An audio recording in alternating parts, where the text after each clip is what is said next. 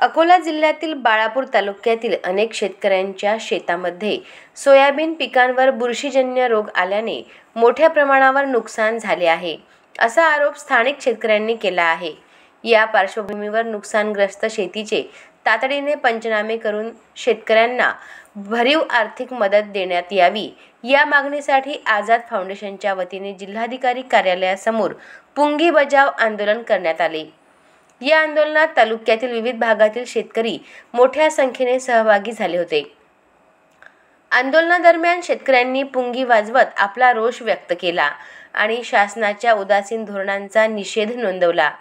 आझाद फाउंडेशनच्या कार्यकर्त्यांनी प्रशासनाकडे मागणी केली की त्वरित शासकीय पथक पाठवून नुकसानग्रस्त शेतीचे पंचनामे करण्यात यावेत आणि शेतकऱ्यांना न्याय मिळावा।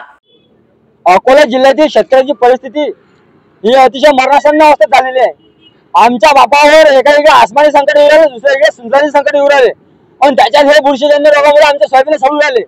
म्हणजे आमच्या मायबापाने जगा की मराव, सरकार याचे पंचनामे करायला तयार नाही। हे तर बुरशीनेच मेलं ना, आम्ही काही स्वतःच्या हाताने नाही मेलं। मारलं एकीकडे पाणी सतत चालू आहे त्याच्यामुळे मेलं आणि याचे पंचनामे होऊन नाही राहिले। शासनाच्या नियमात आम्ही बसत नाही, आमचं पूर्ण शेत सडून राहिलं। आमच्या मायबापाला आत्महत्या केल्याशिवाय पर्याय नाही। आमचं म्हणणं हेच आहे की बा आमच्या शेतकऱ्याचे पंचनामे करून त्याला सरसकट भरीव मदत द्या। यासाठी आम्ही आज रोजी जिल्हाधिकारी कार्यालयापुढे पुंगी बजाव आंदोलनाच्या माध्यमातून याची व्यथा मांडत आहोत शेतकऱ्याची।